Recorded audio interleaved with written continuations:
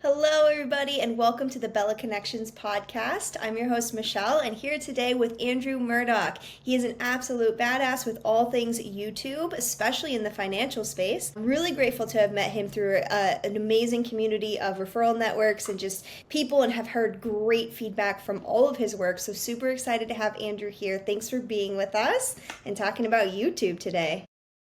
Thanks for having me, Michele. You can't shut me up when it comes to talking about using YouTube for business, especially when it comes to using YouTube to grow a financial professional's brand, their reach, their credibility, their authoritativeness, all of those wonderful things. I'm an absolute geek and I love YouTube, so happy to dive in. Yeah, I'm stoked about this because especially the financial space where you specialize in. I mean, I know you know YouTube like in and out for a lot of niches and you've worked with a lot of them, but you've really honed in on financial where there's so much red tape and so many things you need to be careful and aware of. So I'm going to have so many questions I can't wait to ask you. But first, let's get started with like, where did you go down? Like, how did you start this journey? How did you become such a YouTube fanatic and expert nerd? And which, by the way, I love anybody who nerds out on their expertise. This is my favorite way of learning. So tell us about your journey. How did you get started and decide this is your path? Yeah, absolutely. Maybe your viewer, your listener, I'm talking to you listening or watching this episode right now, maybe you know what I mean when I use the term dark night of the soul. Some people refer to it as the rock bottom. And my rock bottom was the end of 2018, towards the end of 2018, October, November, December. I found myself at my worst in my worst possible circumstances throughout my life. And it's funny because when you're at rock bottom, you don't necessarily know you're at rock. You know things are probably not great, right? But you need perspective. It wasn't until maybe a year or 2 years after that when I looked back and realized that really was my rock bottom. Things were really bad. So I had to end a toxic relationship. I was in a really, really terrible, awful marriage that I had to escape from. And I'm using that word intentionally. It was absolutely an escape. And when I walked away from that relationship, I unfortunately left with not only my debt, but all of her debt as well. So found myself, I had $600 to my name, and I ended up giving that $600 to a friend of a friend who had a spare bedroom, but didn't have a bed. And I needed somewhere to stay. And I was living in Vancouver, Canada at the time. Obviously, I had plenty of friends and loved ones that were willing to take me in, but they weren't able to take me in because it's just such an expensive part of the world. A lot of people don't have really a lot of extra space. Like no one has like an extra bedroom just kind of hanging out doing nothing, right? So, but a friend of a friend had a spare bedroom, no bed. And I was like, hey, it's good. We're good. I'm going to go to my storage unit. I'm going to get my air mattress. And so I slept on an air mattress in that apartment for 6 weeks. And that was my rock bottom. I was staring at the ceiling one evening, completely convinced I was the world's biggest loser. And no one could have convinced me otherwise. I had no prospects, nothing to be proud of, just a lot of shame, a lot of guilt, and just convinced I was the world's biggest loser. And two things helped me completely turn my entire life around. And neither one of them, I wasn't like seeking them out. They kind of sought me out. And one of those things was actually just getting addicted to YouTube content. A lot of people refer to YouTube. It's the number one video platform in the world, the number one streaming platform in the world, the number one podcast platform in the world, and the number 2 search engine. It's actually the number 2 website in the world. And a lot of people talk about it as being free university, or I like to think of it as the world's content resource library. And you listening or watching this episode right now, just think to yourself, how many times have you found yourself in a situation where you didn't really understand a concept or you had a specific problem, and you can't exactly go to Google and type this in because there's so much nuance to whatever situation you're stuck in, so you go to YouTube. And even if you did go to Google, chances are the top search results would have been YouTube videos anyways. And if you go to ChatGPT or Claude, quite what we're seeing these days is, sure, it'll give you the answer, then it'll give you the YouTube video that if you want to go deeper on the topic. Like it just makes me laugh every single time I got to talk about this because it's by all accounts, it's the leading domino. It's the central source of content. It's the content resource library for the planet. And so I found myself in a situation where I didn't have 2 pennies that I could rub together, but thankfully, for many, many years now, even before 2018, we live in a world where oftentimes these successful entrepreneurs, these successful online entrepreneurs who are further ahead in life, they hit the record button.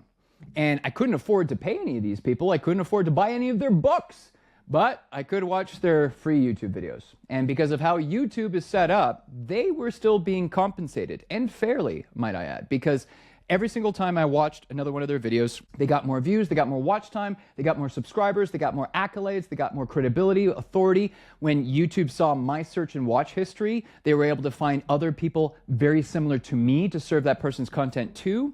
Success breeds success on that platform. And it's only because I got obsessed with very specific YouTube channels and very specific YouTube videos. And in some cases, I actually binge watched the same video over and over and over again, because it took that level of commitment and time to help me fix the most critical areas of my life. I had to get my health and fitness back on track. I had to get my finances back on track. But most importantly, I had to fix this. I had to fix my mindset, because I wasn't speaking very kindly to myself in those days. And it wasn't until I started binge watching some of these very successful online entrepreneurs, I was able to essentially rewire my brain. Michelle, you've heard of the term, you're the average of the 5 people you spend most of your time with, right? Oh, yeah.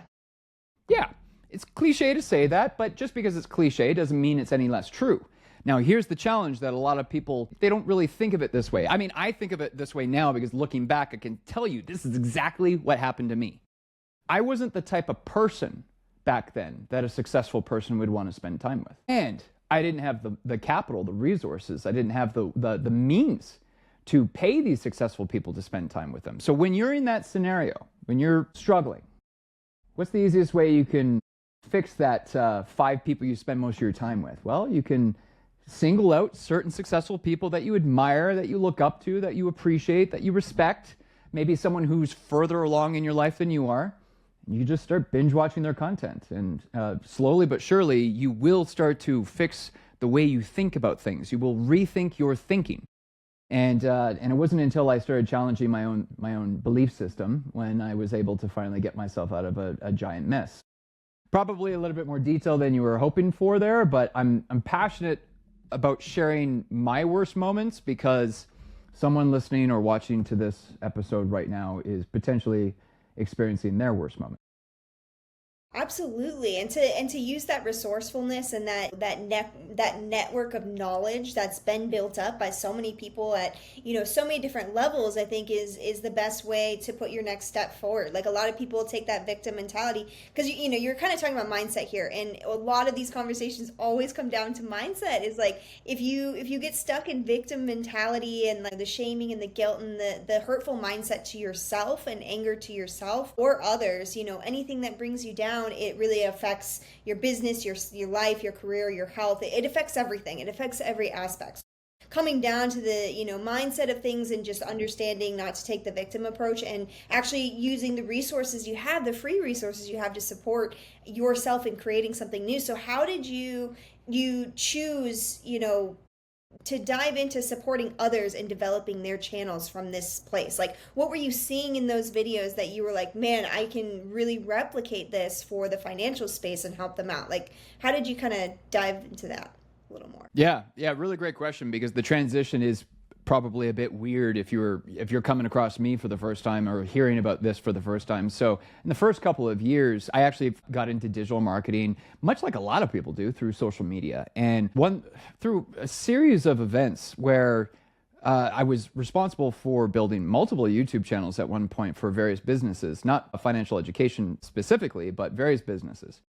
And the writing was on the wall even way back in 2019, 2020, especially 2020, but even 2019, that I'm not intentionally trying to piss off social media people here, but oh man, I've seen the data, and it's just, there's no competition there. Like, a lot of people lump YouTube into social media, and I mean, for a novice to say that, sure, whatever, I'll let it slide, but YouTube is anything but social media. People, like, there's this new term now, or not so new anymore, this new term people are using called doom scrolling, where people go onto social media and they just start scrolling aimlessly because they're essentially a zombie in that mental state. They're not seeking out advice. They're not looking for answers or solutions to their problems.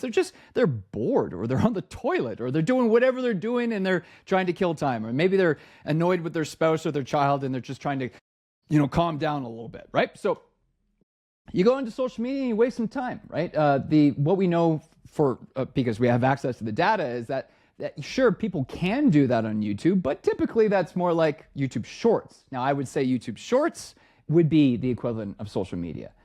Whereas the typical long form format, I mean, when you're spending a long period of time with the content creator because you are receiving value from that content creator, you're going to actually, hopefully, be inspired and motivated to make better decisions in your life.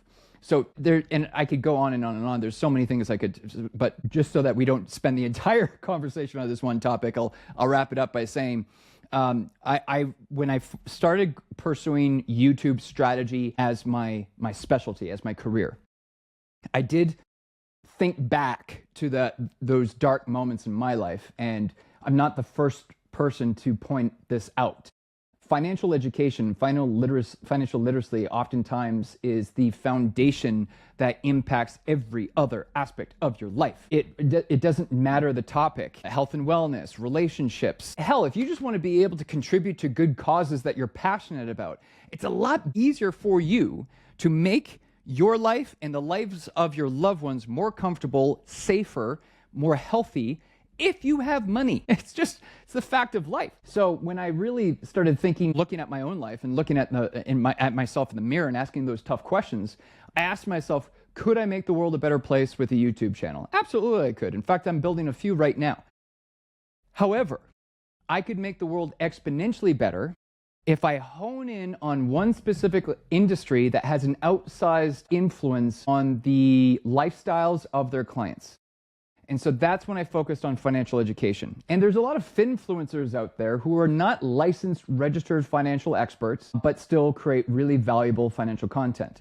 Now, it's a pros and cons situation. They actually do have less credibility because they don't have official training, and they can absolutely get themselves into deep water if they start going a certain direction when it comes in the content creation space. Whereas the licensed, registered professionals, again, pros and cons, they have immediate credibility and authority because they've received formal education on the topic. However, because they're kind of handcuffed by certain compliance and regulation rules, there's just certain things that they cannot speak about that a finfluencer could. So when I realized if I can help a licensed, registered financial expert improve their marketing so that they can get their content in front of that many more people, I have an outsized influence of making the world a vastly better place than it is today.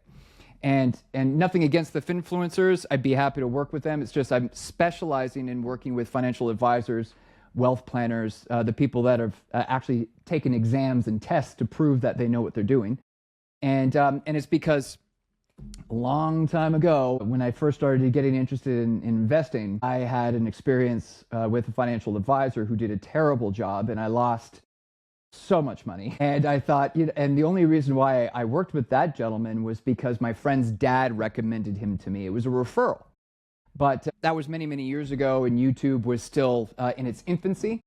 In this day and age, if you're going to make a life-changing decision, such as picking your next financial advisor or your first financial advisor, wouldn't it be easier and better and just easier in every possible way if you could evaluate multiple financial advisors within a week or a month or what have you, just consuming their content, and you'll know in your gut which one you resonate most with. I know referrals happens to be the number one traffic source for financial advisors. Well, I received a referral and it went really badly for me. And it took me years to recover from that decision. And I became really jaded after that, actually. I'm like, man, I wish I never got that referral from my friend's dad, because that really burnt me. Now, I actually am grateful that I had to go through that terrible experience, because it was only because I lost all that money with a professional that I actually got interested in financial education. And I'm one of those people that started buying the Robert Kiyosaki books. I got the Purple Library at home, and I just became a money geek. And so I was able to, now at this, later stage in life, I was able to combine two passions of financial education and my passion around the life-changing capabilities of YouTube content. I was able to smash those two suckers together and create an offer that I think is second to none for financial advisors.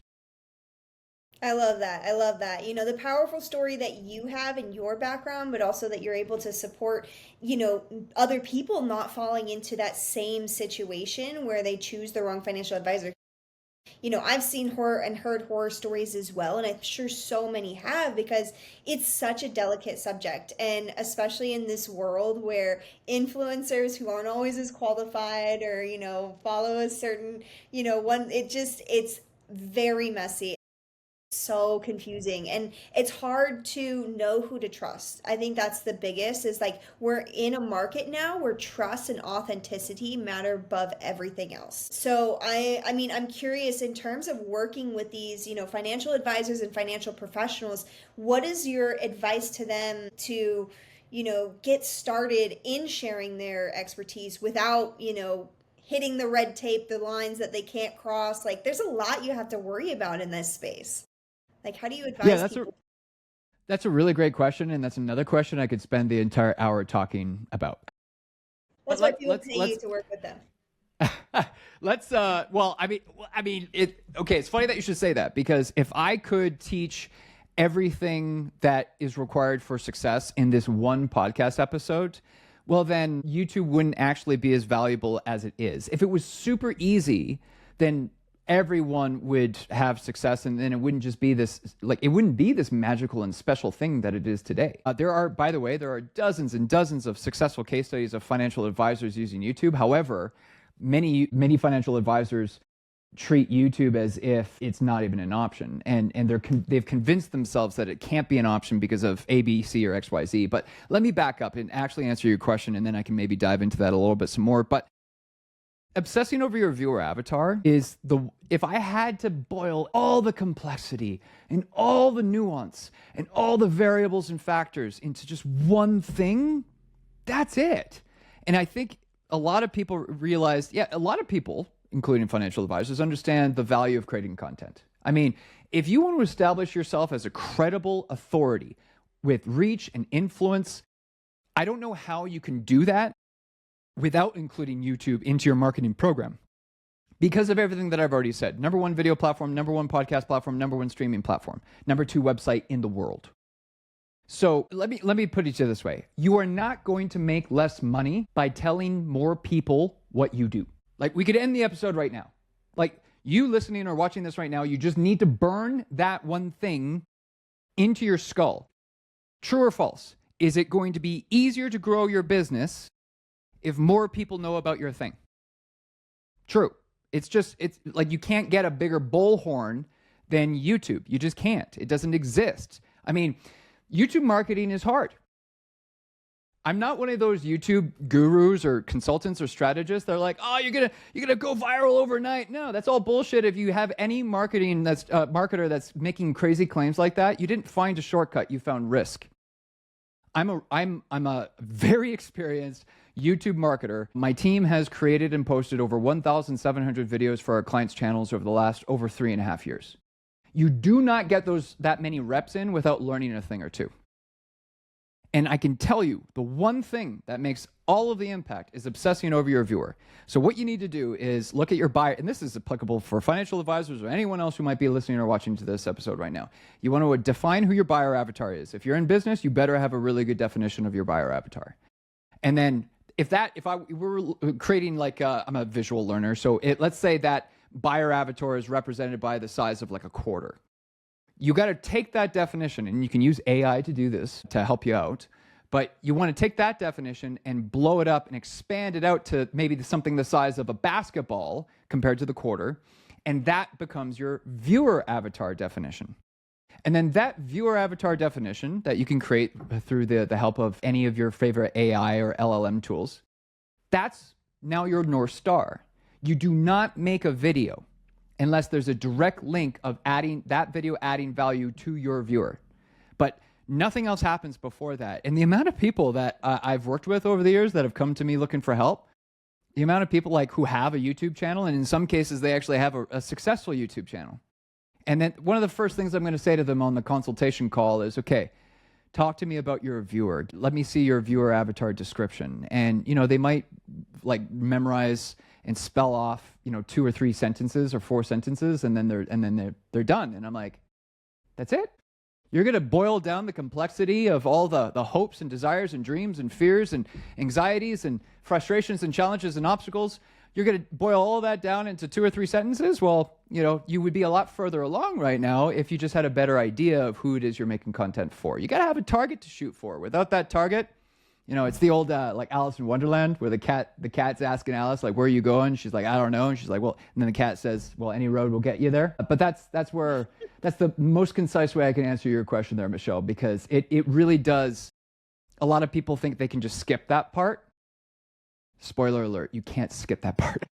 No, across the board in marketing, like that is so important to know who, your audience is and the details of them, what their pain points are, what they're excited about, what they're looking forward to, what they're trying to achieve, all these little pieces that go into your audience and your avatar. But on top of that, it's also going to generate ideas for you of what content you can create that's more specific to what they actually need and what they're looking for. And it's going to grab the hooks. It's a full on piece of the marketing that's so essential. And I really like how you're really driving in, especially to me too, is that YouTube isn't just another social media channel. It is the number 2 website. It's the one of the top search results around for anything. Like I get, anytime you search for anything, you're always getting YouTube recommendations. So that's the best place to be putting your knowledge base. And it is so easy. I mean, it's scary at first. It's a mindset trick to get yourself on camera. But once you get over that little hump of a fear of being seen or whatever it is that holds you back from it,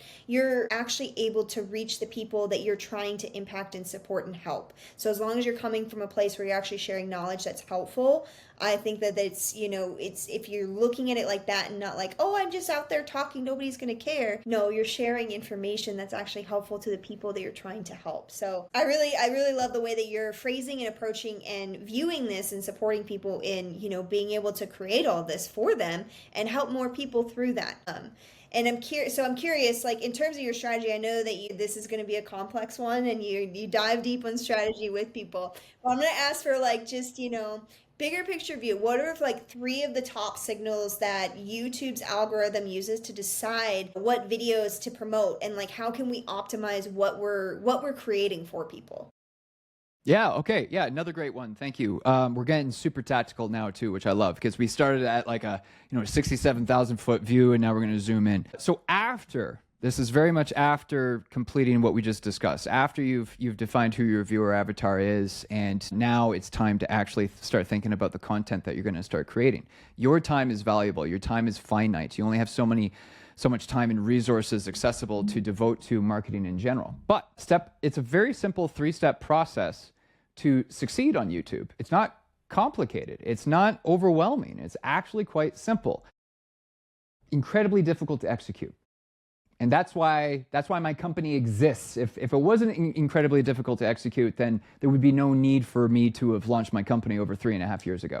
So step 1 is get the viewer. Step 2 is keep the viewer. And step 3 is get the viewer back. I call that the viewer's journey. And the viewer's journey, it's a framework that I came up with because if there's anything I'm exceptionally strong at, it's about breaking down a lot of moving pieces into really simple and easy to work with frameworks. And it's because I pay very close attention to, I love that you use the word signals, because there's all kinds of engagement signals in YouTube.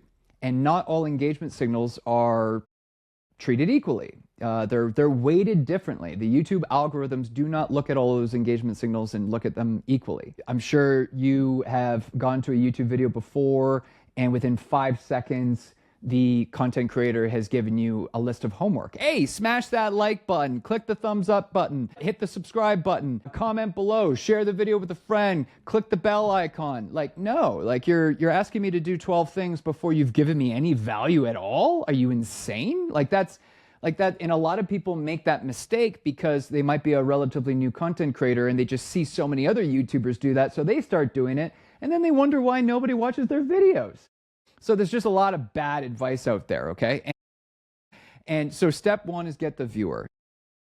If we can't get the viewer, then why are you hitting the record button? Why are you taking all the time away from your business, from your family, from your friends, to create content, because what we're doing right now is creating content. You're taking time away from your business. I'm taking time away from my business because we see value in what we're doing right now, right? Because we know we help people. If you can't get crystal clear on how you're going to attract a viewer in the first place, then everything else that we're about to talk about is a complete waste of time, period. And I'm not a fan of wasting time. Most entrepreneurs aren't. We're normally very, like things are never happening fast enough for us. Am I right? Yeah. Everything's happening too slow.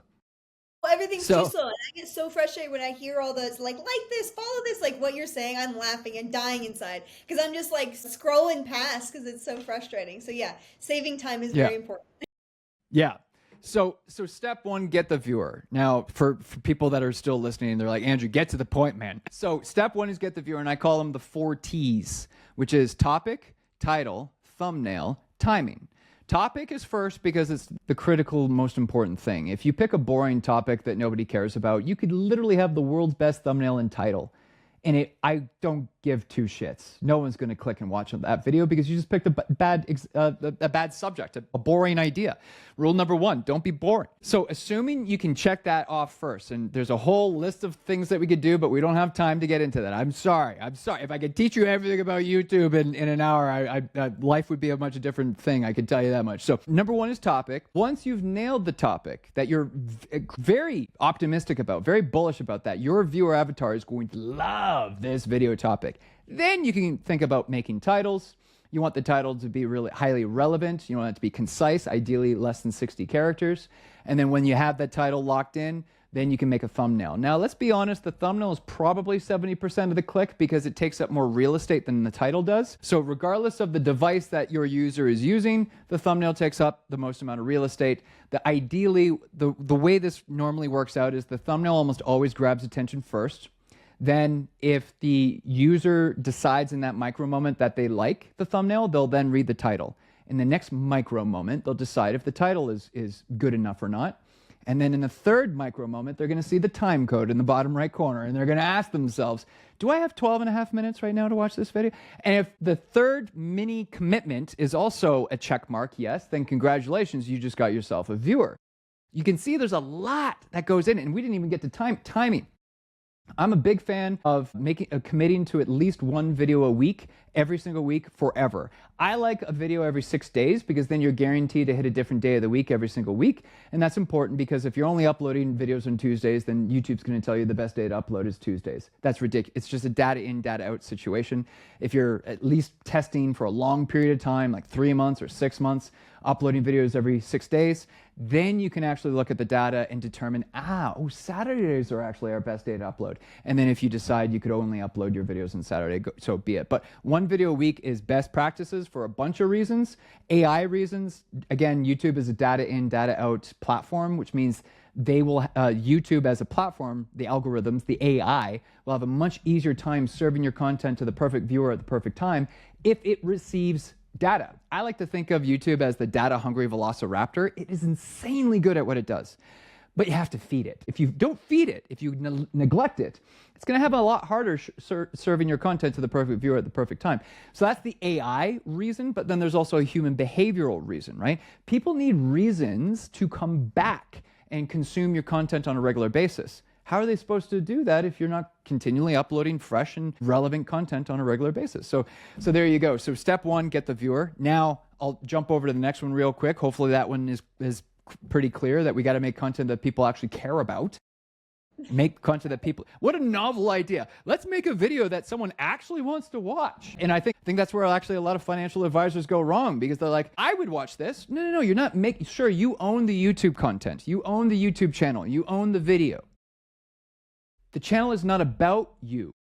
I have a large client. They have over 6 billion AUM. Just signed them just a couple of months ago. And one of the first questions the client asked me was, "Oh, Andrew, this is a brand new YouTube channel. Aren't we going to post a trailer type video that explains who we are and why we're launching this YouTube channel?" And I said, "Absolutely not.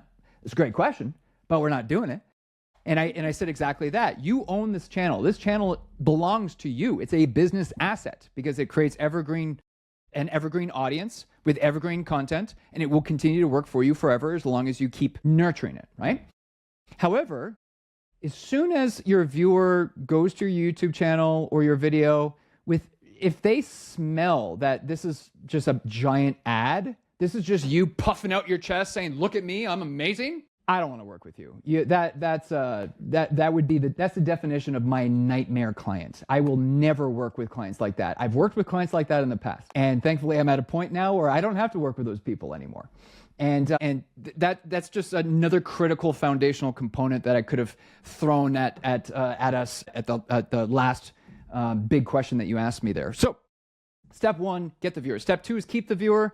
That's divided into 2 halves of the same coin. That's content quality, everything coming out of my mouth, everything that I'm educating you, the viewer, the listener, about how you can use YouTube to grow your business. This is content quality. And I'm very, very experienced in this realm, so I don't need to prepare. I can riff, I can talk, and I can add massive value to you, the viewer, the listener, because I've got the reps in. And then the other half is the production quality. Now, I'm actually a digital nomad. I'm in Costa Rica right now. I'm not actually set up for content creation right now. I don't like that there's a wall directly behind me, but this is my current environment and the best I can do. If you're creating content at your working desk, and I suspect in most cases, especially for financial advisors, their working location is also their content creation area. That's your easy button. You want to send everything up because the production quality aspect, this half of the same coin, is how well the viewer can see and hear you. So it's a very simple list, priority list. So if you listening or watching to this right now, this is a writer downer. So definitely make some notes. If you're not driving or doing something important right now, this is what you want to write down. Number 1, the most important thing is audio. There's a reason why I always use really great microphones, because audio is absolutely the most critical, most important aspect. A viewer will forgive less than perfect video. A viewer will never forgive less than perfect audio, especially when it's education or entertainment, actually, for that matter. So number 1 is audio. I don't care if your budget is $10 or $10,000. You want to devote the majority of your budget to the audio component. Number 2 is actually lighting. It's not camera, because most cameras, in fact, my smartphone is really old at this point, but most the smartphone in your pocket right now, the camera on that smartphone, I guarantee you, people would kill 10 years ago to have a camera that good. If you're just well lit, that camera on your phone is more than well enough. One of the biggest mistakes that I see people make is they'll have a window behind them. I have a giant window off to my left-hand side here, so that's why this side of my face, that you can see the shadow of my face. That's another reason why I set up here. Again, I don't like the wall behind me, but I needed to optimize for lighting before I optimize for background. So now number 3 is finally camera. If you have the budget, springing for a DSLR or mirrorless camera, you can't go wrong. I'm using the DJI Pocket 3 right now because it's got a 1-inch sensor, which kicks butt against any cell phone camera. It just collects a lot more color and a lot more light than any cell phone camera does. And it's tight. It's a tiny unit, so I can travel the world, and I don't have to worry about lugging this huge DSLR or mirrorless camera with me. And then number four would be the background. I actually typically advise that the content creator has a lot of space behind them. Like I can touch this wall right behind me right now, so that if you have a lot of space behind you, and assuming you have a decent camera with a nice lens, now the camera is focused on you, and there's going to be a nice blur effect with your background. The reason why I like that is called depth of field. It's because it mimics how the human eye works in real life. So when you're teaching someone financial education, anything that we can do that humanizes you, anything that we can do so that the viewer almost imagines that you are their financial advisor before they even speak with you, that's anything we can do to help the viewer imagine that. That's always going to bode well for us when it comes to conversions. And because that depth of field, that blur out effect, mimics how the human eye works in real life, now it becomes more like more of a authentic conversation. And then number 5 and final, stability, just tripods, making sure you have tripods for all your production equipment so that you don't have to set everything up every single time you want to make content. That's a terrible idea. You want the easy button. You want everything set up for content creation so that when the mood strikes, or when all of a sudden this amazing idea, I'm like, oh geez, this is a great video. I should create this video.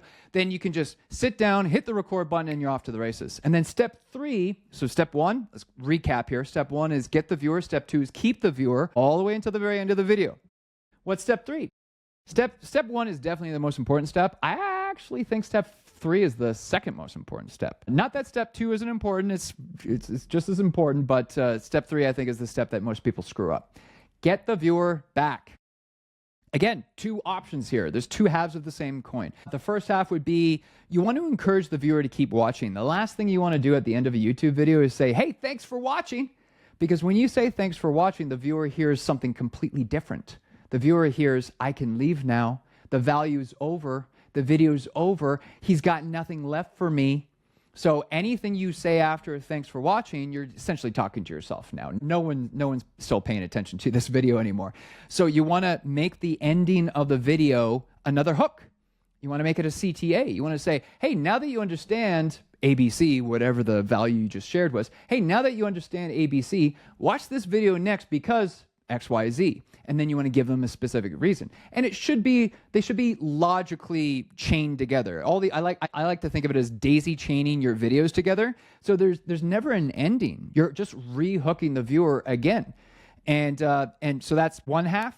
You want to do it that way because if you're able to convert a first-time viewer into a repeat returning loyal viewer, well, then YouTube is much more likely to serve your content to the perfect viewer at the perfect time because it's already proven that you can give the viewer a positive, satisfied experience. That's all YouTube cares about at the end of the day. And if you can't provide satisfaction to the viewer, then YouTube has no reason to share your content. So then the other half would be whether you're a financial advisor or a professional and entrepreneur, you're ultimately growing a business and you're looking to attract the right people. You always want to tell the end prospect what the next step is. Never assume they know what to do next. So that in this situation, the next step is, hey, watch this next because, and download my free guide below. Find the link below or schedule a free consultation below. You want to capture that viewer's name and email address. You want to grow your email list with your YouTube channel. So because I truly believe the two most valuable assets to any professional is a YouTube channel for visibility, discoverability, authoritativeness, credibility, reach, influence, all of those amazing things. And then you need an email list to nurture. You want to nurture those leads. You want to be able to develop a relationship with them and you own that list, right? And then you're more likely going to be able to convert the email subscribers into a client because now they're watching your videos, they're opening your emails, hopefully, reading your emails, hopefully, and then they're much more likely to convert into jumping onto a call with you. So there you have it. Step 1, get the viewer. Step 2, keep the viewer. Step 3, get the viewer back. If you can successfully execute that formula, and lots of people do every day, then you're going to grow a very successful YouTube channel.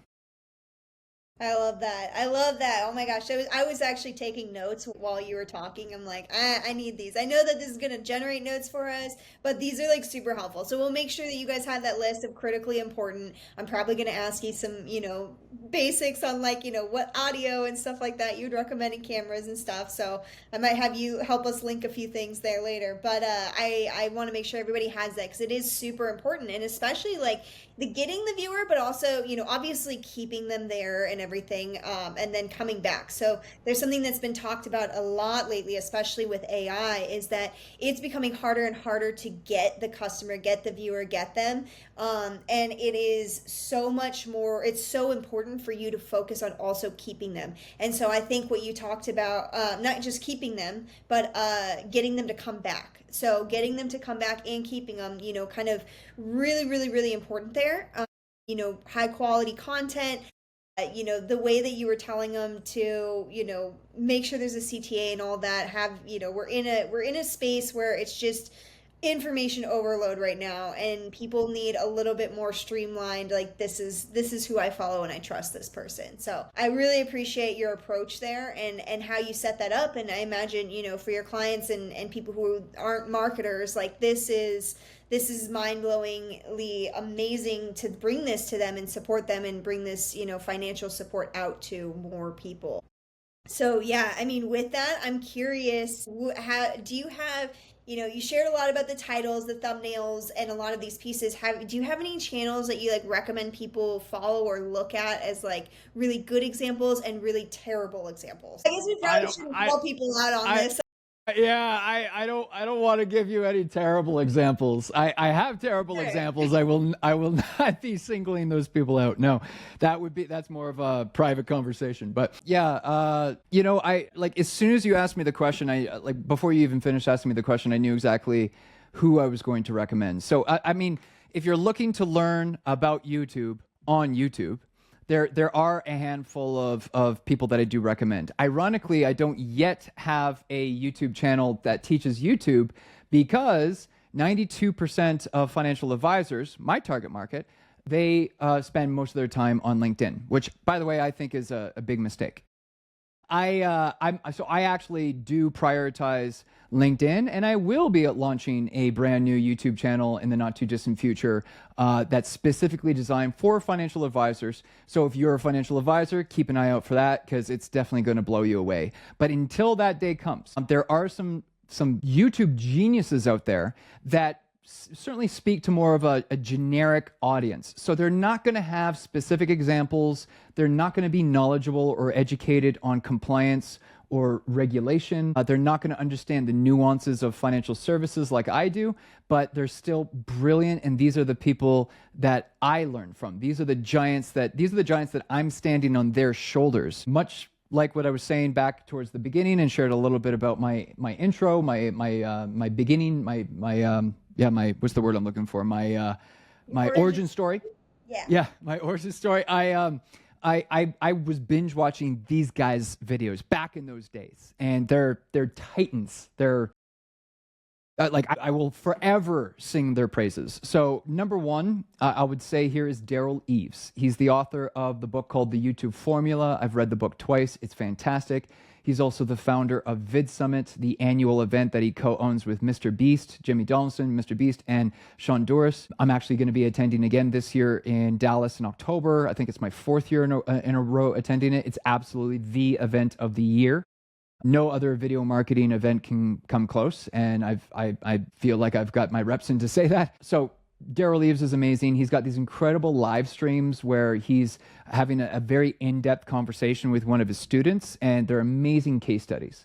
So checking out Daryl's YouTube channel is a total no-brainer, and getting his book. I highly recommend getting his book. But if you're a financial advisor, I recommend you getting my book, Mastering YouTube Marketing for Financial Services, and I'll make sure Michelle gets the link for the PDF. It's a free book, totally free, by the way. So Daryl Eves, number one, but then really quickly in rapid fire kind of succession here, in no particular order. Nick Nimmin, his brother Dean Nimmin, Daniel Patel, Sean Cannell, Pat Flynn, Ed Lawrence. There's so many incredible how could I forget Roberto Blake? Roberto Blake was one of the original YouTube experts that I started following way back in the day, and then I got to meet him in person at Vid Summit once. We're both Star Wars geeks, and we got to geek out together a little bit. So many brilliant minds, and honestly, if you're looking for more influence, just go to Vid Summit, and you're going to see some incredible people speak on stage.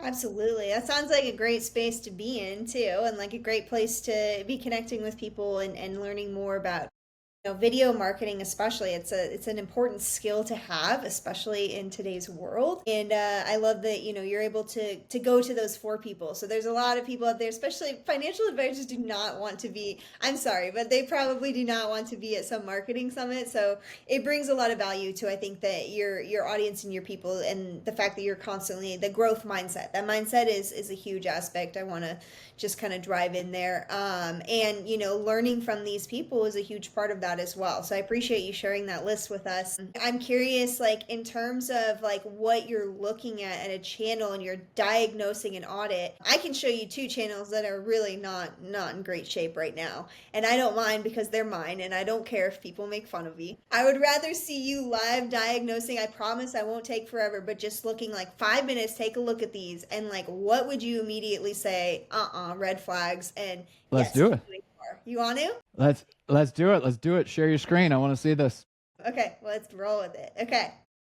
Thank you so much for this. I am excited. Sharing my screen. Now, this is the first time that I have done this on here, so hopefully I get it correctly. No worries. Can you see my screen now? Not right now, but there might be a delay. I'm wondering if there's just a delay. Let's see if I need to do it one more. Let's try this. All right. Tell me if you can see it now. No, I can't see it. I don't know why it's not working. Hold on, let me try sharing my screen. I think it might have. Oh, did it? All right. We'll try Are one you sharing? more time. Are you sharing a tab or the whole screen? I think I just did a tab. this time. Maybe try the whole screen. I don't know if there's a glitch with. Yeah, that's weird. Let's see. All right. Because I see tab, window, or entire screen. At least when I click on the share button, those are the options it gives me. All right, we're going to do whole screen here. I don't know what's going on, man. Well, that's too bad. That's too bad. That's a bummer, guys, because this would have been pretty sweet. But all good. Aside from that, so what are some things? Oh wait, it's saying I can do it now. It's all right. It's all right. If aside from that, we tried. Effort's what matters, right? All right. Well, so when you're looking at those channels, and I know you've mentioned before, like obviously there's those three aspects that you are specifically looking at. What for keeping viewers, for attracting viewers, keeping viewers, and retaining viewers. What would you say, like when you're first looking at a channel, and you kind of mentioned this before, is how the shorts are part of like more social media versus the long form. Like what do you think people should really be optimizing within their like initial YouTube view channel? Well, and let's talk about shorts, because you mentioned it, and it seems to be a very hot topic over the last couple of years. I mean, it's obvious why YouTube decided to roll out shorts. No one is shocked or complaining about that whatsoever. No, but I've looked at the data, and I have yet to come across a single example of a short form viewer converting into a long form viewer. It just doesn't happen. Even Alex Hormozi talks about this in his own content. A short form viewer typically remains a short form viewer. A long form viewer typically remains a long form viewer. What's interesting to note, though, is across any case study that I've analyzed, and there's dozens and dozens of them, it's the long form viewers that are far more valuable and that tend to convert into opt-ins and buying your book or signing up for your offer or your lead magnet. Again, I feel bad for all of the short form content creators out there, because there's a lot of people that have gone fully committed to short form content, and I have strong opinions about this. I do feel like it's short-sighted. For instance, and I can share a few things about this just to make sure we get the point across. This thing right here called a smartphone hasn't been disrupted in 20 years. Do you think it really has another 20 years ahead of itself? Absolutely not. It will be disrupted by something, and lots of experts and futurists are predicting that it's going to be the smart glasses. Now, why do you think short-form vertical video even exists? It only exists because of the devices that we're all glued to 24/7.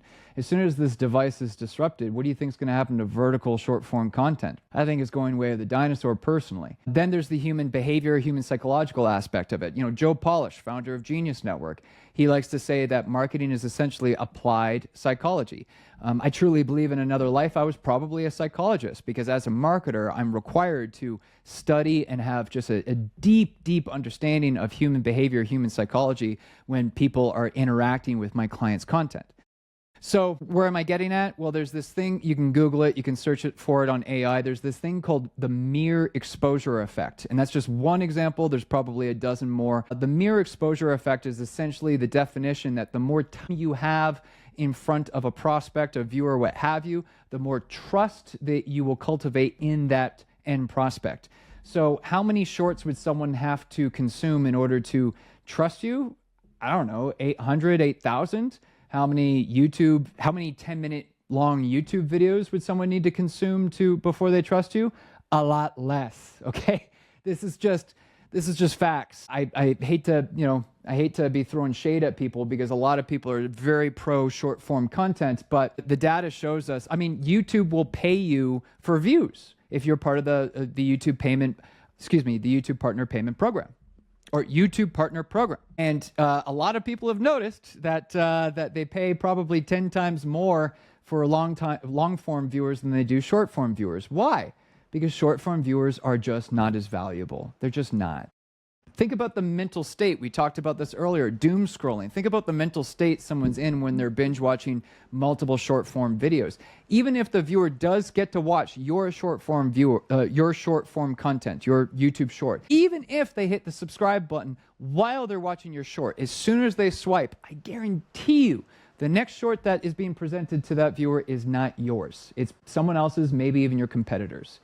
Why would you optimize for a platform that has so much going against it? This is why people like to work with professionals and experts like myself, because we're going to help you avoid some of those beginner mistakes that a lot of people waste their time, money, and effort on. It's unfortunate. I don't shoot the messenger, okay? Don't shoot the messenger, but shorts oftentimes, more times than not, are not a good idea. And when I have access to someone's channel, I can actually determine the kinds of viewers that are being attracted from the shorts and the kinds of viewers that are being attracted by the longs. And what we tend to see a lot in the YouTube strategy space is you end up bifurcating your channel. So you have half your viewers are super young, maybe super young, consuming short form content, and the other half are maybe on the older side consuming long form content, but they're your ideal buyers. You are destroying YouTube's ability to recommend your content to your ideal buyers if you flood your traffic with non-ideal buyers. It's a really terrible thing that I've seen happen to far too many people. YouTube Shorts, ads, external traffic, all three of those, you need to treat all three of those with extreme caution, because if you don't know what you're doing with those three, any one of those three things, you could destroy your channel. And unfortunately, I see short form experts, I see ads experts telling people really bad information. And then I suspect there's probably going to be a lot of lawsuits, because when you're charging your client a lot of money and then you end up destroying your client's channel, that's a big problem when that channel is... A lot of businesses use YouTube as their number one primary lead generation source. Like, it needs to be treated with the utmost respect. Let me leave you with this. Why do you think creators are putting their YouTube channels inside of trusts? Because it's happening. Wow. Because there are legal and financial benefits of putting your YouTube channel inside of a trust. All kinds of benefits. When was the last time you heard of someone putting their LinkedIn profile inside of a trust or their Facebook profile inside of a trust? Doesn't happen. Interesting. No, that's fascinating. I didn't even think about that because, I mean, it really is like, a lot of people will talk about, lead gen through different channels. There's so many channels that they can utilize, but YouTube is one that you have more control over versus, where if you're spending a ton of money on ads or something like that, you kind of get inundated with that cost of it. And then the quick changes and things like that, where YouTube is like a long-term trust building. It's a long-term brand play, as well as, lead gen that's super supportive and, engaging and nurturing your customers too. So I see how it's super valuable. And there's so many little, I have a million questions still. And I have really appreciated everything you've shared already. So I'm like, this could go on, and I can see where people really could use your help, especially, from the financial space, where they want to focus on the numbers, they want to focus on their business and supporting their customers to the best of their ability. Working with somebody like you is a huge, huge asset to them. So I'm curious, this will be the last question I want to make sure to ask what are some common pitfalls and areas you see that are overlooked that people could really optimize and, I'm going to pick. There's a number of options I could take to answer this question, but let's actually pick one that's going to help the most people on our conversation here today. So this is my way to reward you, the viewer and listener that stuck around to listen to the very end. So you're going to get some good stuff. Thumbnails. Let's talk about thumbnails, because let me back up a little bit. Michelle, do you have like a guilty pleasure, or do you have anything that you give yourself permission to spend a lot of money on? Is there anything in your life? Just pick one. I am absolute travel nut. It's a little travel bit nut. Okay. extreme. What? Yeah. Give me a specific example of a travel that you like to splurge on yourself. Oh gosh, I just travel a lot, like about once a month at the moment, and I've got a huge. I just got back from Scotland or UK, and then I'm going to Thailand for a few weeks, or no, not just Thailand, all of Southeast Asia for a few weeks in November, and I've got several trips in between.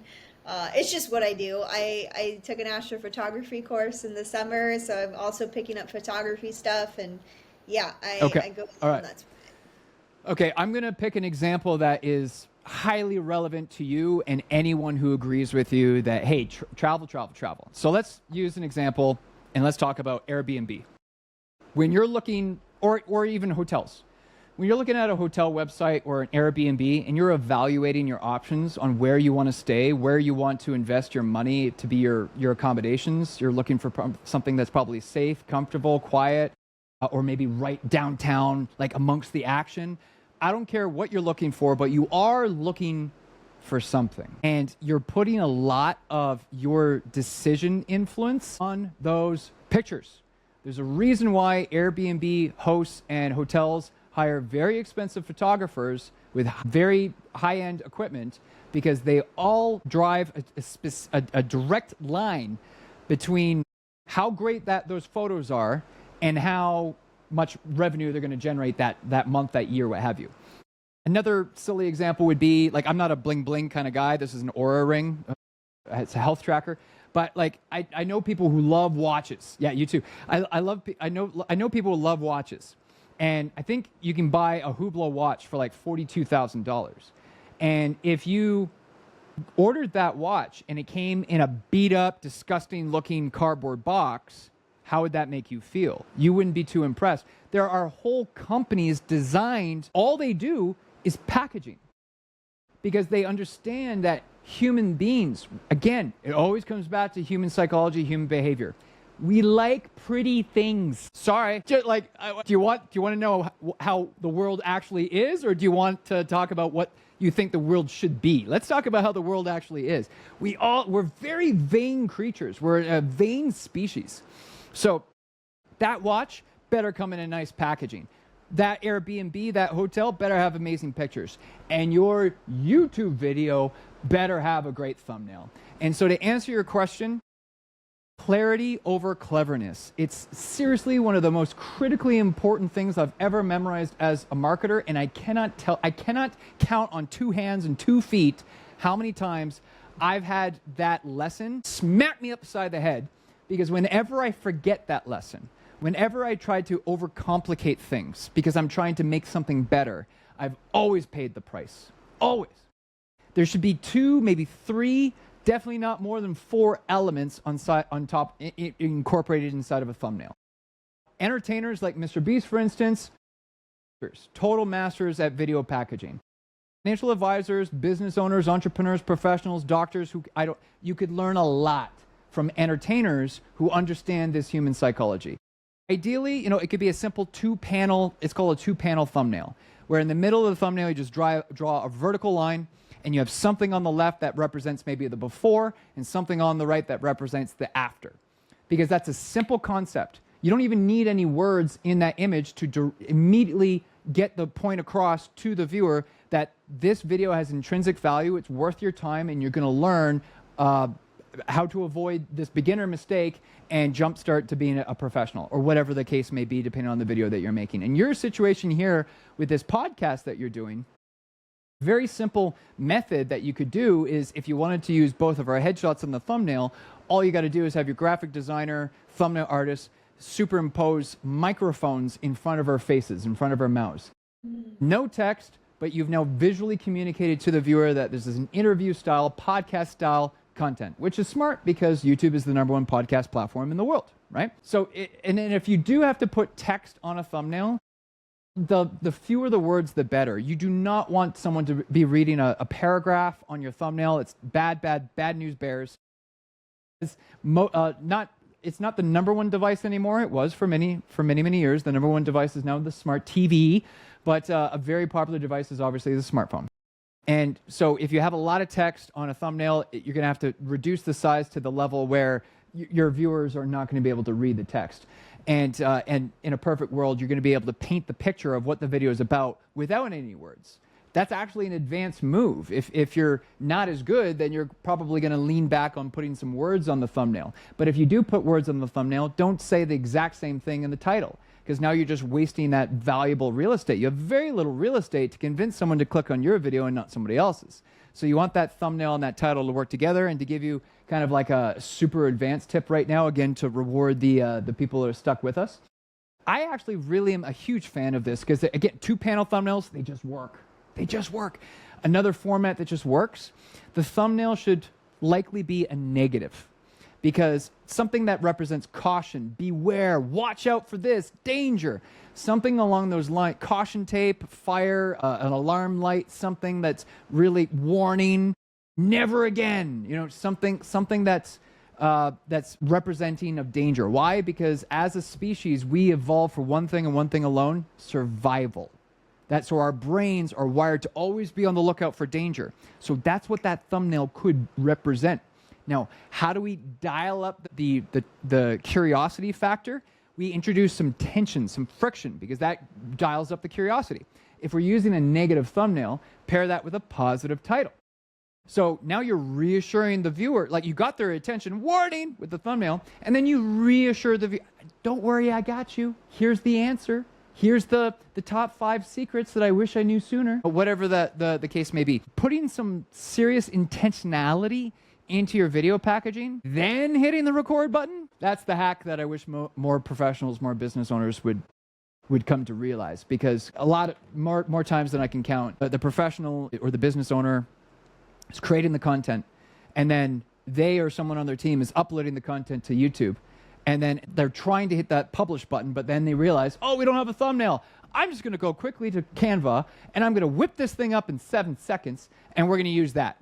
And then they wonder why they only get 12 views and nobody cares. It's huge. It makes such a difference. I'm laughing because like all these are things that we're going through with our team right now to, optimize our own thumbnails. I got one yesterday. I was on a walk and it looked like I was reaching out and petting the guy's beard.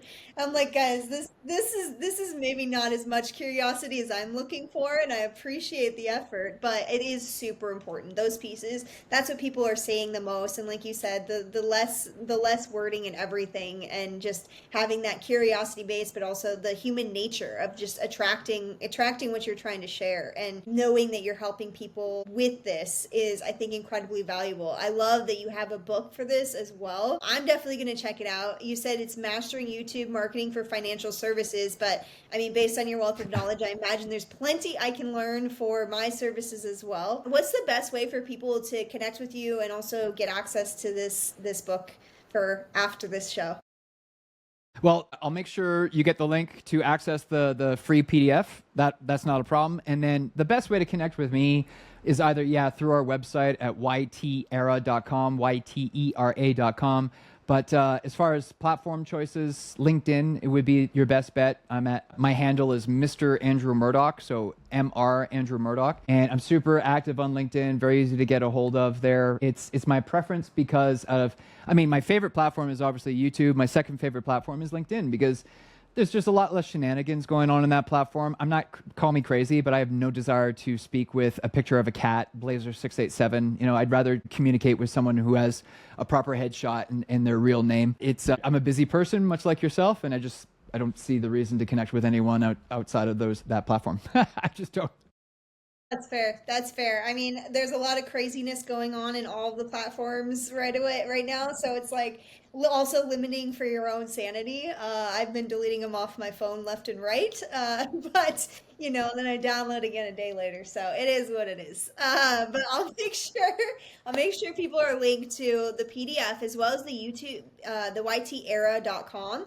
I just want to also mention that I believe on there is where I found that you also had a free guide to help people select the right YouTube podcaster, to make sure that they're working with the right person who's actually going to grow their channel. There were some big red flags in there that I found super useful to watch out for when you are hiring and looking for the right YouTube person to work with. So we'll make sure that's linked there as well, and your LinkedIn, so they can connect with Mr. Andrew Murdoch. This has been incredible. I am so grateful for you sharing all this with us today. Thank you so much, Andrew. This has been awesome. You're welcome. This was fun. This has definitely been a good time. I'm excited to learn more from you. And I'm going to try your ending here. Let's give this a shout, okay? I would encourage everybody to, if you're interested in diving a little bit deeper, the mindset that Andrew spoke about several times, we had a really great conversation with Ty Cohen about this earlier, if you want to check out that one. And also the marketing side of things. We had a good conversation with Kyle Kocheka about this, also on the BellaConnections channel. So please check those out. And thank you so much, Andrew. This has been honestly a fabulous time. I'm really excited to connect more people with you and to see you scale. So thank you. Likewise. Thank you. Thanks for having me.